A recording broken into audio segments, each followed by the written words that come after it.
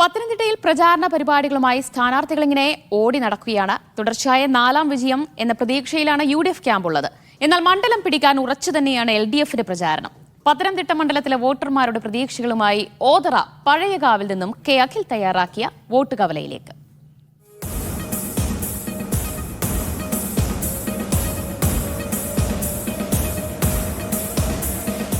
വോട്ടുകവല ഇന്ന് എത്തി നിൽക്കുന്നത് പത്തനംതിട്ട മണ്ഡലത്തിലെ ഉൾഗ്രാമമായ ഓതറയിൽ നിന്നുള്ള പഴയകാവ് പ്രദേശത്താണ്.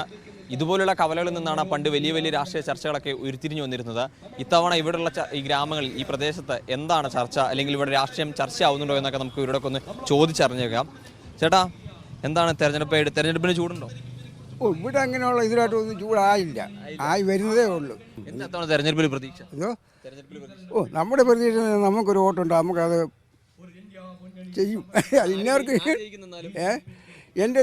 ഞാൻ ഇപ്പം എന്ന് പറഞ്ഞാൽ വിശ്വസിക്കുന്നു പറഞ്ഞ് ഞാൻ അടുത്ത വർഷം ചിന്താഗതിക്കാരനാണ്.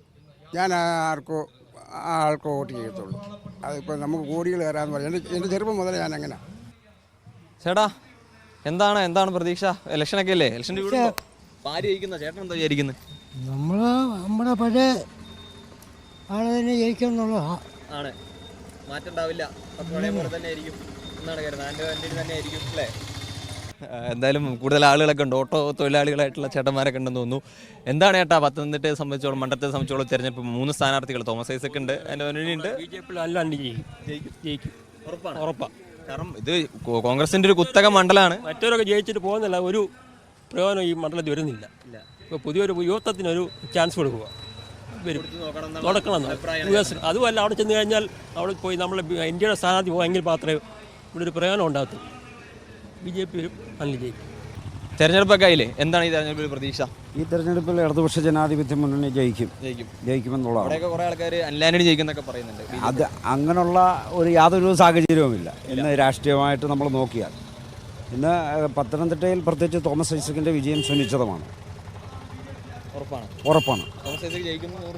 ഉറപ്പാണ്.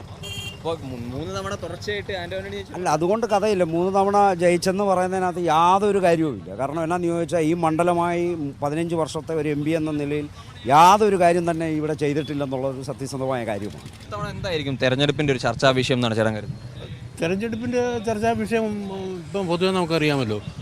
NDA വിരുദ്ധമായിട്ടുള്ള ഒരു മുന്നണി രൂപം കൊള്ളുന്നുണ്ട്. അതുപോലെ തന്നെ അതിൻ്റെ ഒരു അലർട്ട് ഇങ്ങനെ വരുന്നുണ്ട്. NDAയുടെ ഒരു മുന്നേറ്റം നടക്കുന്നുണ്ട്. അപ്പോൾ ഇതൊക്കെയാണ് ഇവിടെ ചർച്ച നടക്കുന്നത്, അല്ലാതെ മറ്റു വിഷയങ്ങളൊന്നുമില്ല. പ്രത്യേകിച്ച് പിന്നെ കേരളത്തിൽ കുറേ അരക്ഷിതാവസ്ഥ ഉണ്ട് എന്നുള്ളത് സത്യാവസ്ഥയാണ്. സാമ്പത്തിക മാന്ദ്യത, അത് സാധാരണ ജനങ്ങൾക്ക് ഒരുപാട് ബുദ്ധിമുട്ടുകളും പ്രയാസങ്ങളും ഒക്കെ ഉണ്ട്. അതൊക്കെ ചർച്ചയാവും. എന്താണ് നമ്മുടെ ഒരു ചർച്ചാ വിഷയം എന്ന് പറഞ്ഞാൽ ഇവിടെ LDF ജയിക്കണം.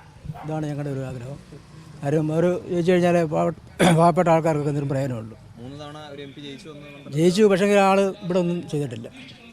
ആ MP ഞങ്ങളാരും കണ്ടിട്ട് പോലുമില്ല. ഇപ്പം സ്ഥാനാർത്ഥിയായിട്ട് വന്നിട്ടുണ്ട്. ഇവിടെ DYFകാർ പിള്ളേരെല്ലാം കൂടെ MP കണ്ടവരുണ്ടോ എന്ന് പറഞ്ഞ് ഇവിടെ വലിയ വിഷയങ്ങളും കൊലകളും ഒക്കെ ഉണ്ടാക്കിയതാണ്. പക്ഷേ ഇന്ന് വരെ ഇപ്പോഴും വീണ്ടും ആ MP തന്നെ കൊണ്ടുവന്നു കഴിഞ്ഞാൽ ജയിക്കാൻ വലിയ പ്രയാസമാണ്. ഇവിടെ LDF വന്നെങ്കിൽ പാവപ്പെട്ട ആൾക്കാർക്ക് എന്തെങ്കിലും പ്രയോജനമുള്ളൂ. ഇവിടെയുള്ള ആളുകൾക്ക് കൃത്യമായ രാഷ്ട്രീയമുണ്ട്, അവർ കൃത്യമായ രാഷ്ട്രീയങ്ങൾ പറഞ്ഞു വെക്കുകയും ചെയ്യുന്നുണ്ട്. എന്തായാലും ഇനി വോട്ട് ദിവസം 26-ാം തീയതി പോളിംഗ് ബൂത്തിലെത്തി വോട്ട് രേഖപ്പെടുത്തും. അതിനുശേഷം ജൂൺ 5-ന് വിധി വരുമ്പോൾ അറിയാം ആര് പത്തനംതിട്ടയുടെ ജേതാവാകുമെന്നുള്ളത്. Sachin സജിക്കൊപ്പം Akhil K, Media One, Pathanamthitta.